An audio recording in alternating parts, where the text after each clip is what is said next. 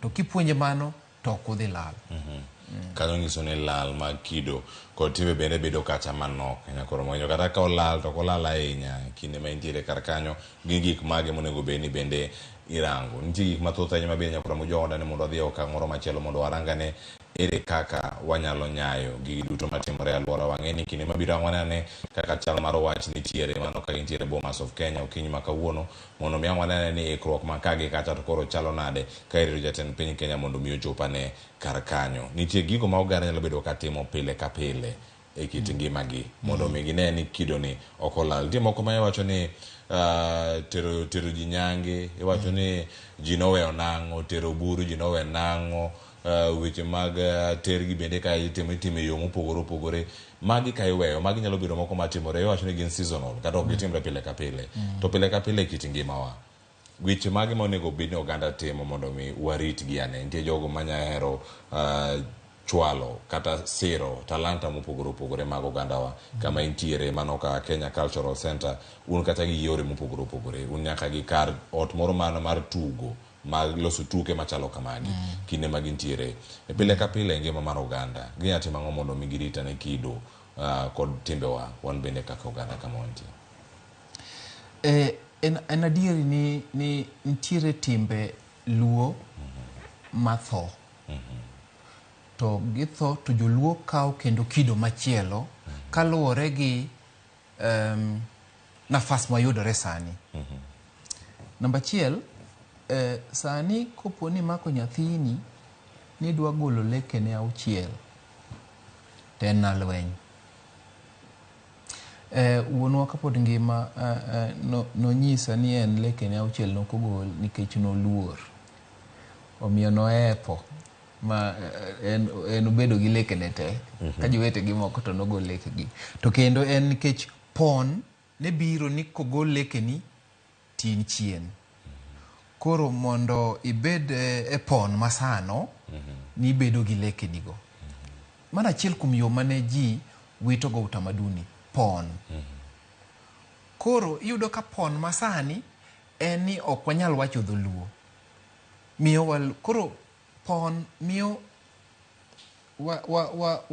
walalo kido. To e samwalale kido ni wakawo kido machielo kendo kaluwore gi pon Jo-Luo ok ne ter nyange to sani iyudo ka koro Jo-Luo tero nyange to nikech pon mowuok masani kata obedo ni ogende moko yanyogi to ok ging'eyo ni nyange to gikawe kaka pon to biro bende nikech tuoche mowuok. Koro mondo ji oritre e tuochego miyo wakawo kido moko ne magwa. Achiel kuom gin tero nyange. Mar ariyo en wito wach mar ter. Koro iyudo ka kido no ok nyal dhi nyime nikech e pon masani ok owinjore. To kapok awacho gimoro e wach kapok adhi nyime adwa wacho gimoro e wach ter. Ter e yor Luo noken mana mar riwruok e ringruok. Ter kaka Jo-Luo nochane nonego bed ni ikawo od owadu tirite nikech nyako ma owadu oweyo ne onego bed ni irite provide ne security to nyithindo modongo ka bende biro dwaro ng'at ma dichuo mochung' kaka wuoro. Koro e rito od owadu ne ni ipuro ne mamani mondo yud chiemo, irite e yor security, ichiedone. To nyithindo mag wadu manoweyo bende ibedo wuoro, father figure ne nyithindogo. Magi pod onego bed ni timore mondo warit ter e yo makamano. To jowa to we mago odok e riwruok mar ringruok. omiyo sani koro iwacho ni ter rach. To kwa dok korka rit bedo wuoro, to pod yo makanyono berabera. Jodongo ne nigi paro maber. Ne gin gi paro maber. Dhano manyien kalure gi pon masani. Miyo paro ni lokore kendo ne ka gimoro marach kendo oganda. Kendo oganda medo mana seyo gi yo mopogore opogore. Nyalo bedo nitie jok matime e yo makare. Mano kaluore nikech bende koro ochako ni yo makare gi yo mok ni kare. Kanyo bende chak jomoko nyalo wacho ni ochak kwedwa to magi kitwa, luwo kod timbewa. Kamano. Kadok e migapwa mar Kenya Cultural Center. Kenya Cultural Center, kaka nasewacho mbele kacha, wan gi ute mopogore opogore makonyo rito kata develop talent. To wayudo ni Kenya Cultural Center,